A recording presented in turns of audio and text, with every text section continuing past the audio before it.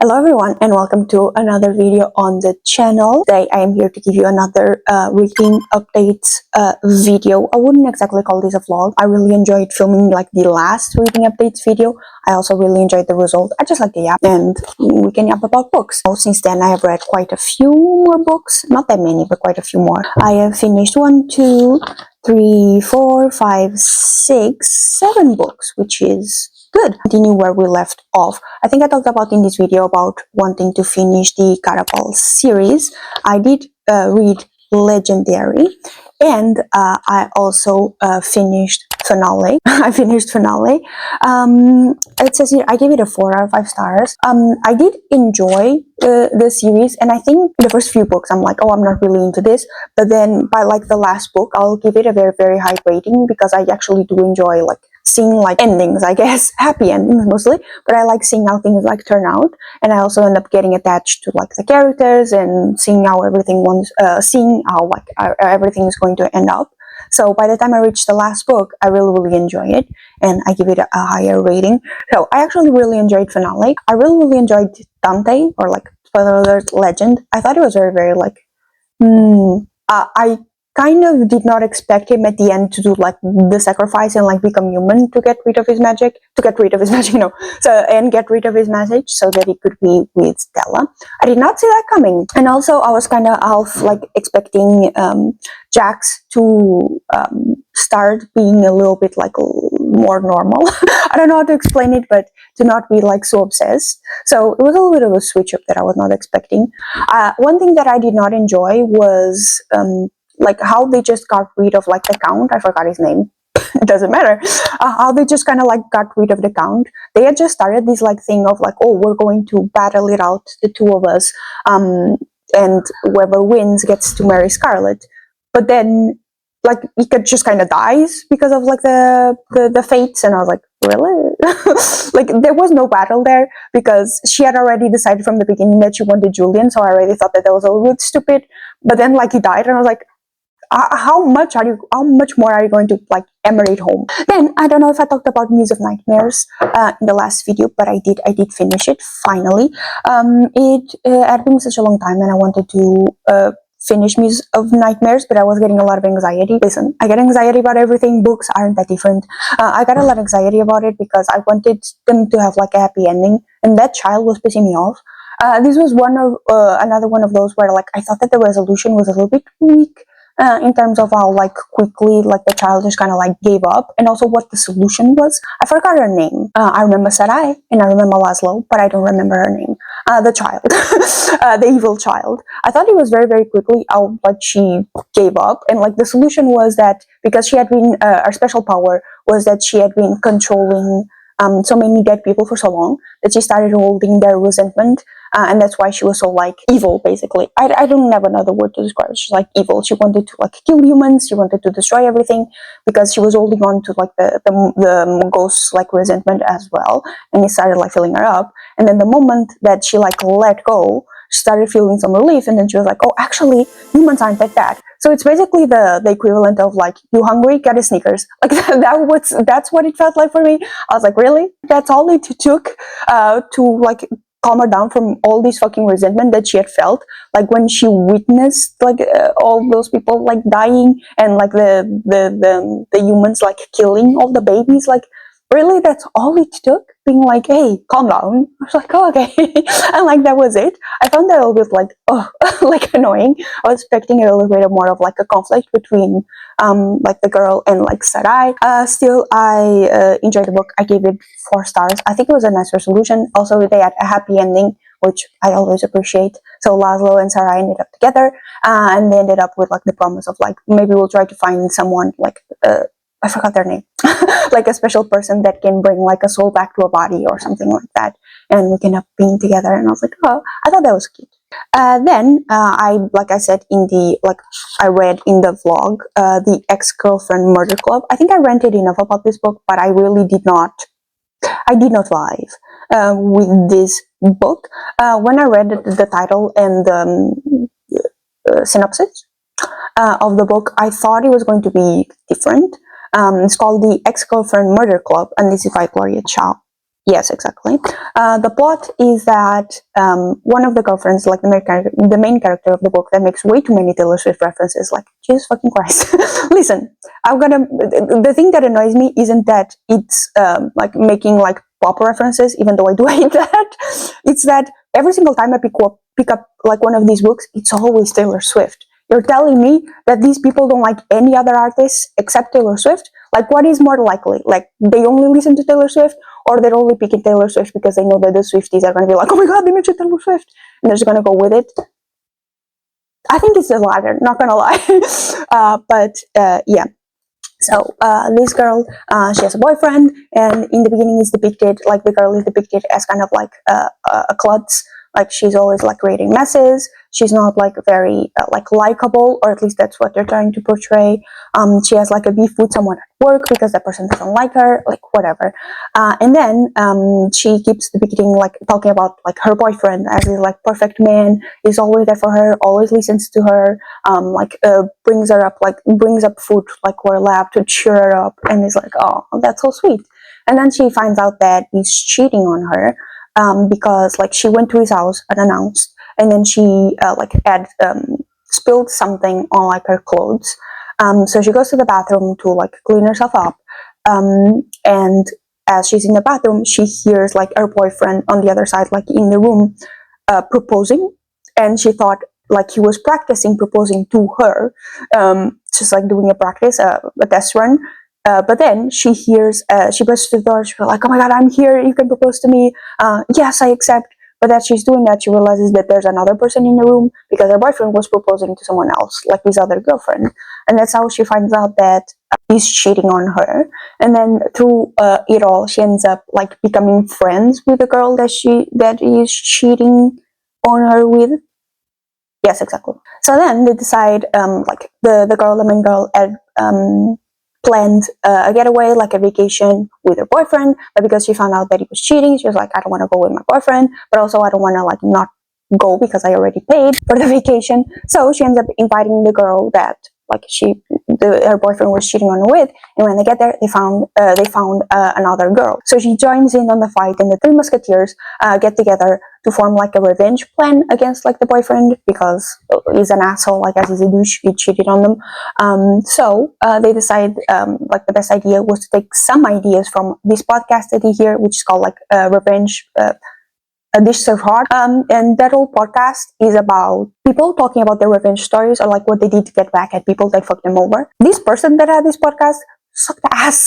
Like the way that the podcasts were described or like written out, I was like, oh god. But I think like the point, or like the critique the author was trying to make with this podcast was against like true crime podcasts, because this podcast, it starts as like, oh, it's a revenge thing, so people go on there to talk about their revenge stories, but then it becomes like a true crime thing, as the host of the podcast is like, okay, we have a crime on our hands, because the girls go in and they try to be like as innocuous as possible, but then the host was like, no, we're not going to take this. So they create like fake like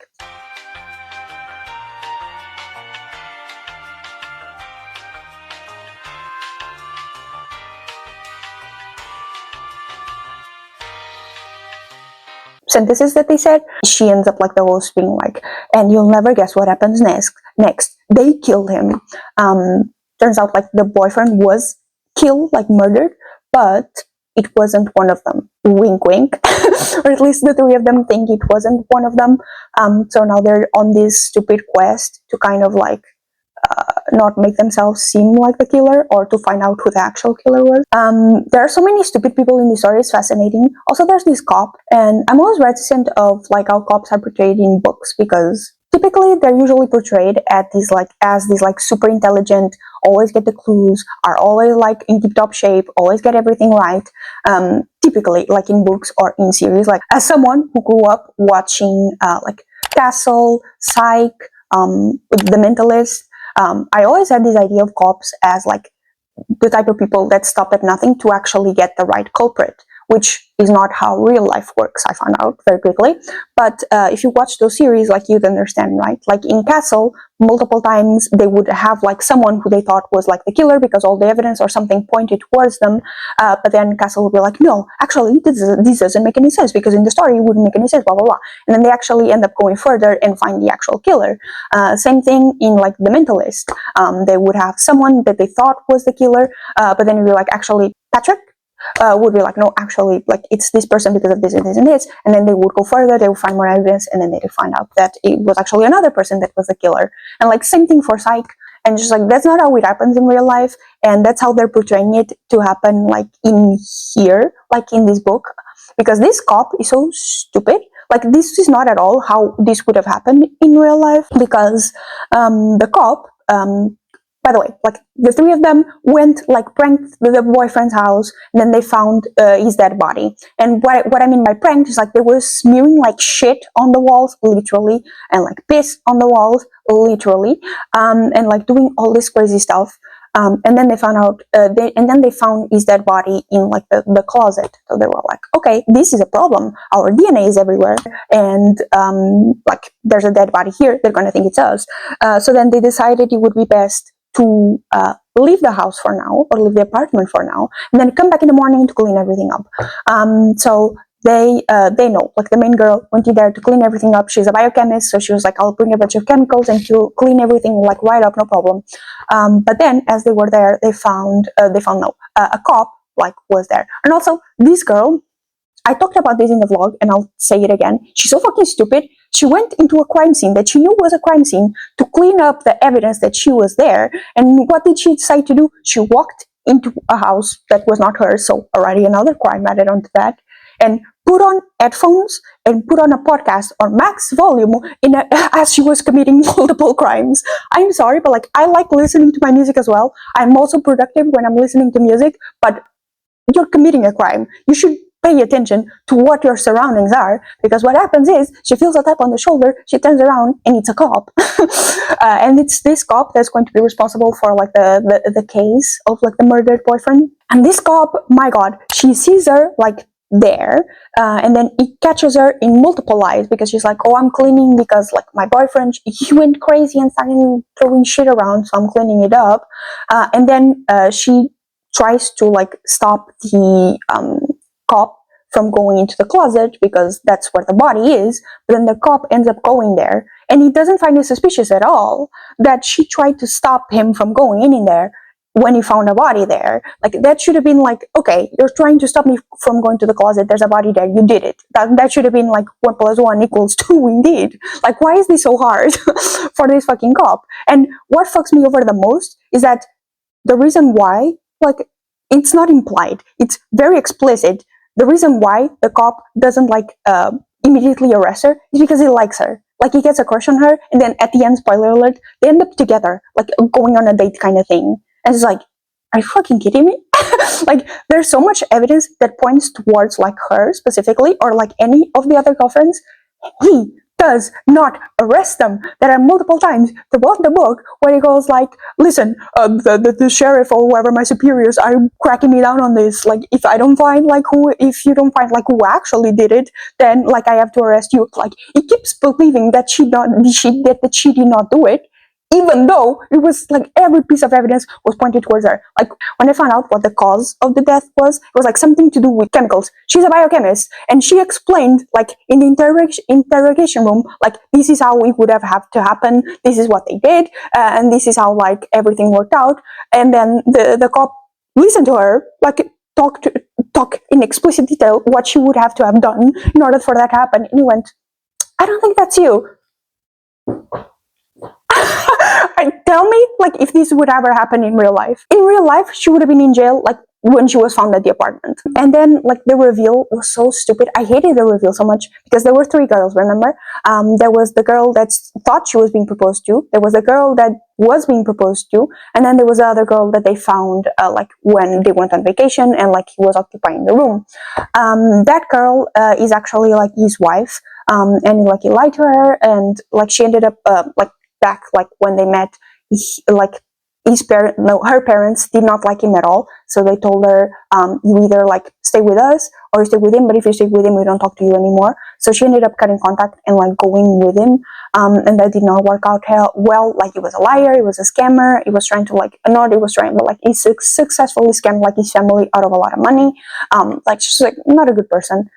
So then she was like furious when she found out that he was cheating. On top of that, he was cheating on her with like 2 other people. So she decided to orchestrate this plan to like murder him.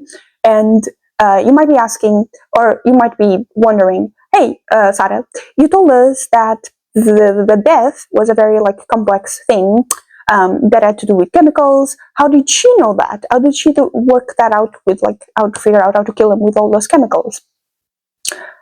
They said, well, turns out YouTube can teach you a lot of things. She said that she learned like how to plant that and like make him and kill him with a combination of those chemicals from YouTube.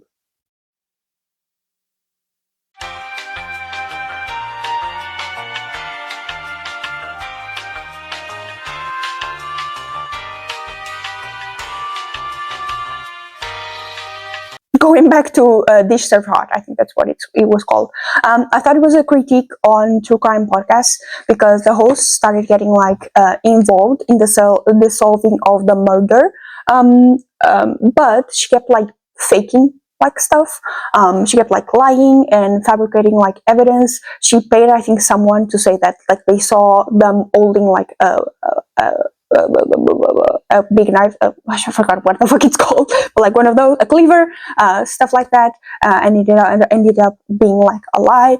So it was very clearly a bit of like a dig at like true crime podcasts, like people that get too involved with the story that they end up like faking shit just to get more attention.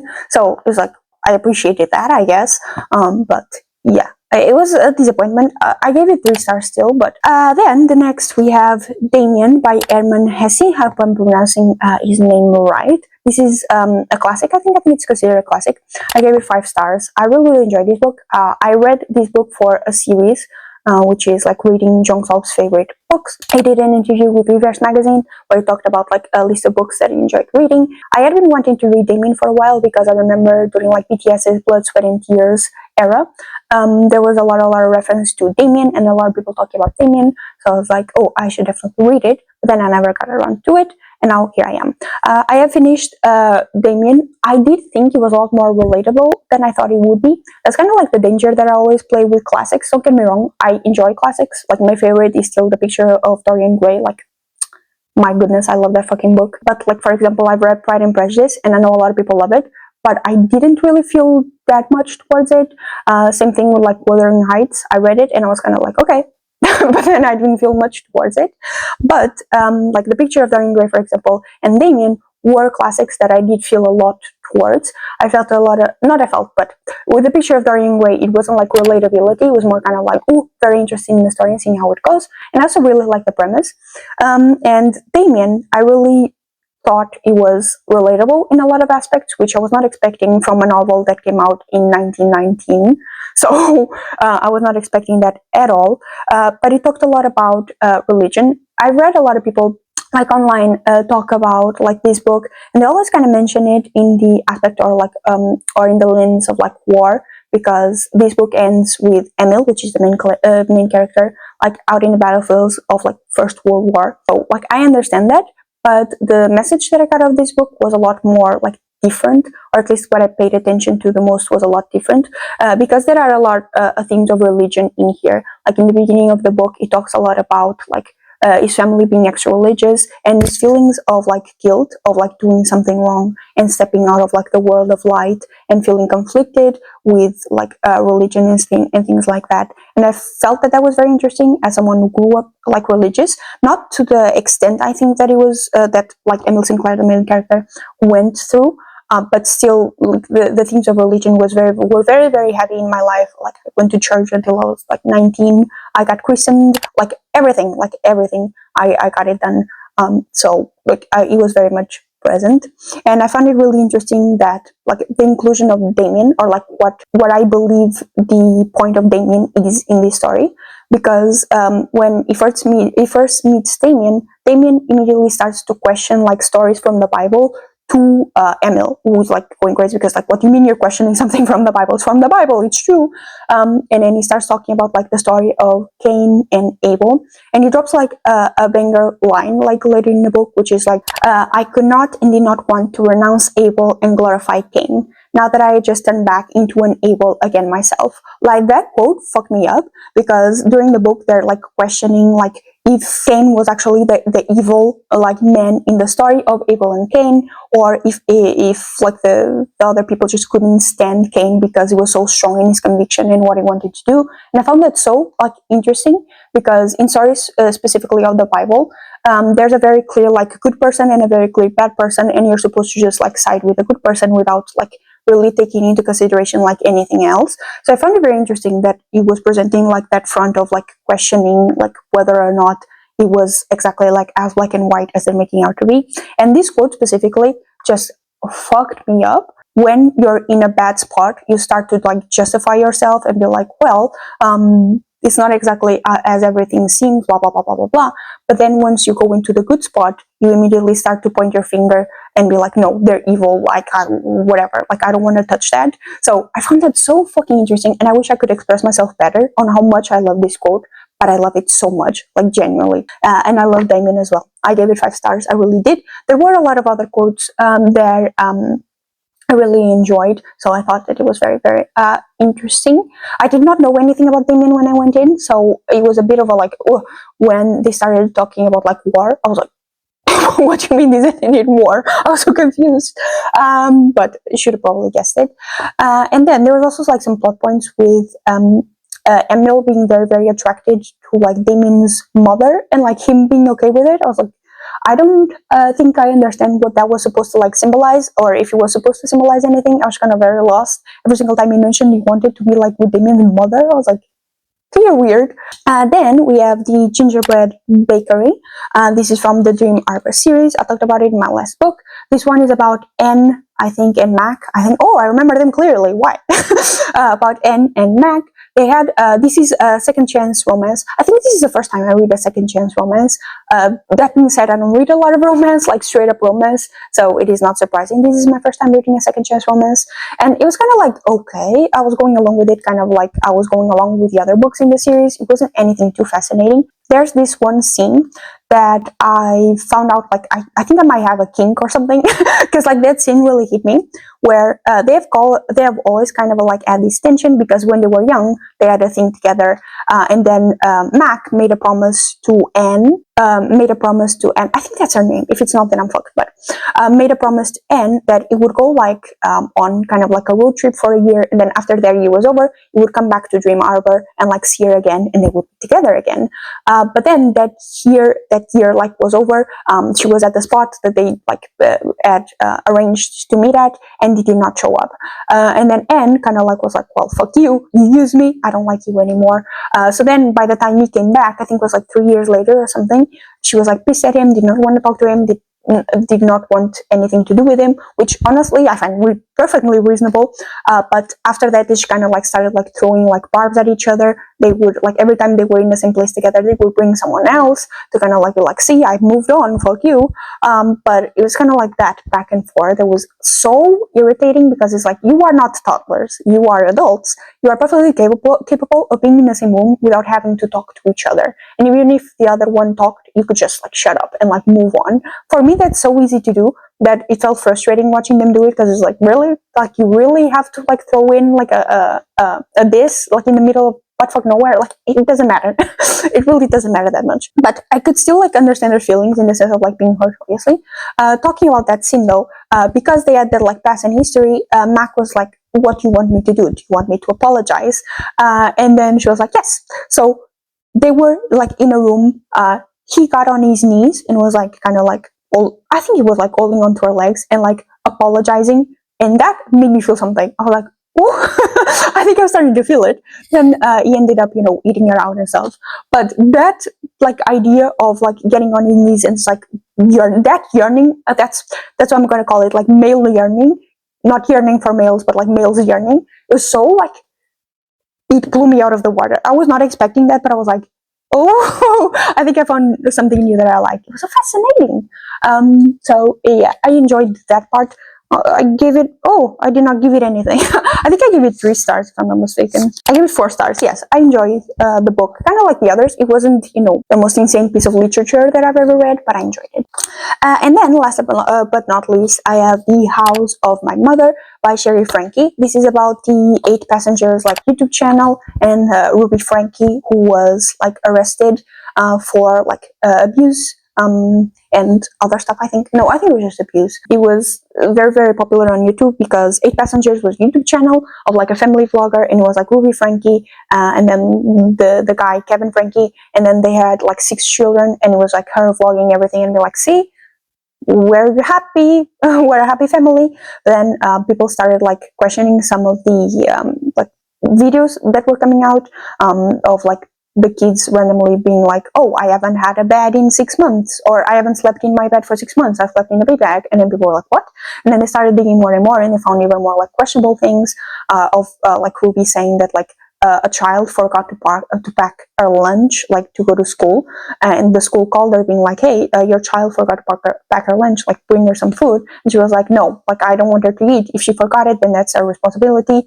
She should just feel like hunger until like the rest of the day. And more things started like coming to light and being questioned, and then it ended up like becoming like worse and worse and worse once like Jodie Hildebrandt was like in the picture as well. So it went to corporeal like abuse as well. Also, Sherry mentions that like even when she was younger, Sherry is like the oldest daughter, by the way. She mentions that even when she was younger, like Ruby would like hit her, like slap her, if she did not like something that Sherry like said or stuff like that. So like the physical abuse was like still present even before Jodie Hildebrandt, but it just like ramped up. They found out like a lot of like bad things. Like they found out that some of the children were like duct taped, like their legs duct taped, and they would like go without water and like food for a very time. Sherry Frankie talks about like her story, how her mother's abuse impacted a lot of like her life and her choices in life, and how she felt mentally.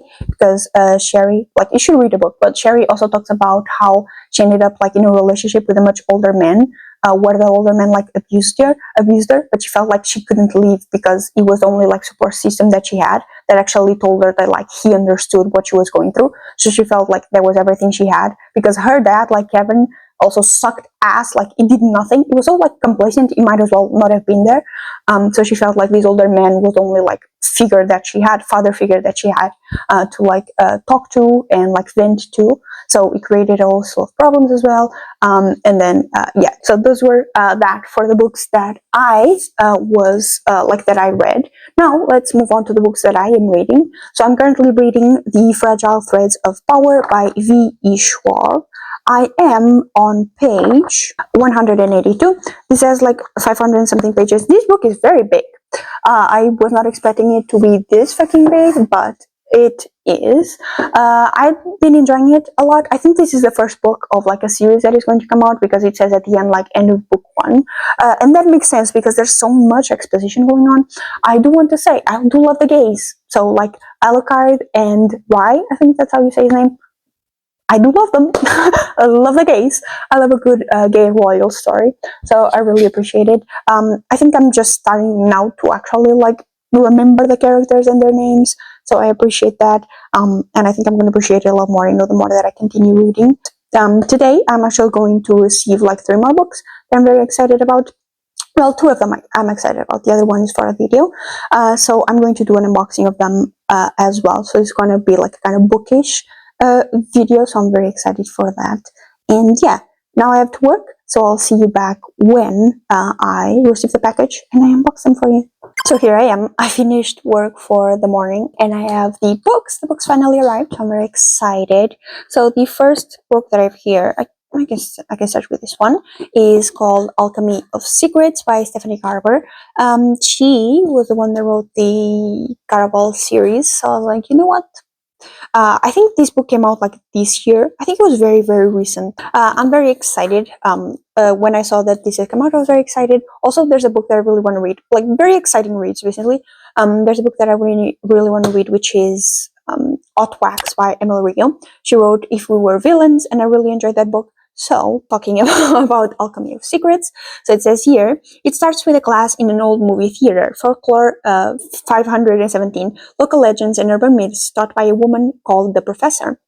Most students believe the professor's stories are just fiction, but Hollis and James has always been convinced that magic is real. Our search for the truth leads her to a dazzling new world, a deadly ultimatum hidden at the heart of Los Angeles, and into the path of a magnetic stranger who claims he's been sent to save her life. But everyone in this intoxicating new world is lying to her, even this stranger, and if she can figure out whom to trust, her magical reality could change from a Hollywood dream to a nightmare. So I'm very excited. I don't know why it intrigued me, but it did. And also, I really like the cover. Oh, I love it. Don't judge a book by its cover unless the cover is really, really pretty. So yeah, this is the first book that I bought. Then I also bought The Bell Jar by Sylvia Plath. I have heard a lot about Sylvia Plath. I have heard a lot about this book specifically, The Bell Jar, but I had never read it, so I went to read it. Working as an intern for a New York fashion magazine in the summer of 1953, Esther Greenwood is on the brink of her future, yet she is also on the edge of a darkness that makes her world increasingly unreal. Esther's vision of the world shimmers and shifts. Day-to-day living in the sultry city, her crazed men friends, the hot dinner dances. The Bell Jar, Sylvia Plath's only novel, is partially based on Plath's own life. It has been celebrated for its darkly funny and razor-sharp portrait of 1950s society and sold millions of copies worldwide. So I am very excited to read The Bell Jar. From what I understand, from my heart of this book, this is going to be devastating as a woman. So I don't know if I'm right, I don't know if I'm wrong, but I'm very excited to read The Bell Jar by Sylvia Plath. I kind of want to do it before the end of the year. I want to read all of these books before the end of the year. So then I have one which is I feel bad because I'm going to this with a bad pretense. I guess it's a Portuguese book or a book in Portuguese by a Portuguese author. It's called Tão Longe, or translation would be So Far Away. I wanted to read this book because this is advertised as a K-pop romance, which I already have one of those, which is called K-pop: A Love Story. So I was intrigued, but no, I have had this book for such a long time, and I've been wanting to make a video about this, just analyzing the book and just the story and how insane it is. This book was actually, I think the author is French. I've been trying to my idea was to write a script and then make a very, very long commentary video on this, but then every single time I started writing the script, I was like, oh my god, this is so fucking boring. I always struggle with deciding what I think is pertinent information, what I don't think is pertinent information. I'm a much better yapper than I am a scripter or writing scripts and stuff like that. So I've recently started watching Frankie's Bookshelf. I think that's Frankie's Shelf. I think that's the channel. And the way that they talk about books, or I guess review books, I guess, is that they read 100 pages and then they talk about it, what they read in those 100 pages, their thoughts and stuff. Obviously, they're a lot better spoken than I am, but I did think that was a pretty good way to talk about the book without having to write a script for everything. So I think that's what I'm going to do for this book, and finally get it out of the way. It sounds bad, but get it out of the way. I have had this book for years. I have written so many scripts for this for years. It's bad. I'm tired of looking at this fucking book and not having done anything about it. So this is all annotated because I was trying to identify what I should include, what I shouldn't include, what were the discrepancies, and point out the discrepancies. So this book has been through it.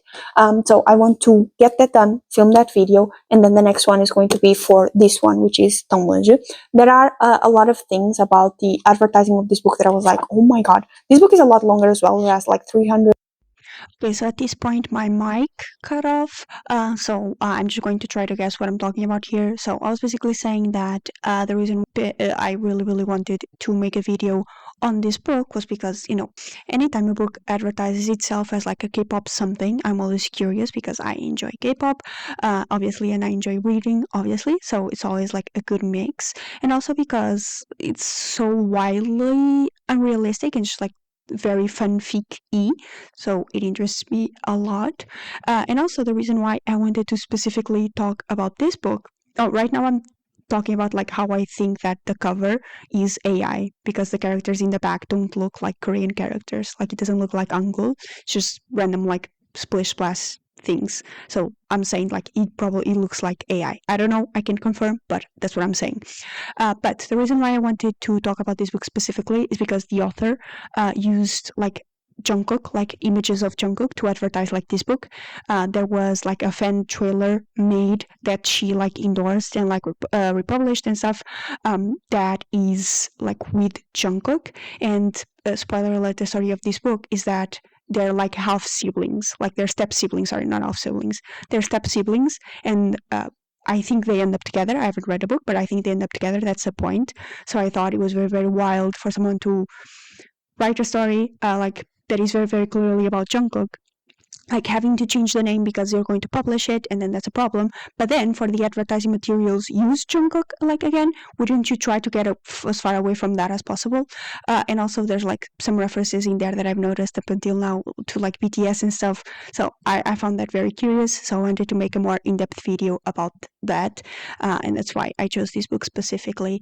But yeah, so that's going to be it for today. I hope you guys enjoyed. You can leave in the comments what's your TBR, what books are you excited for are you excited to read, and yeah, I'll see you guys the next time you decide to watch another one of my videos. Bye bye.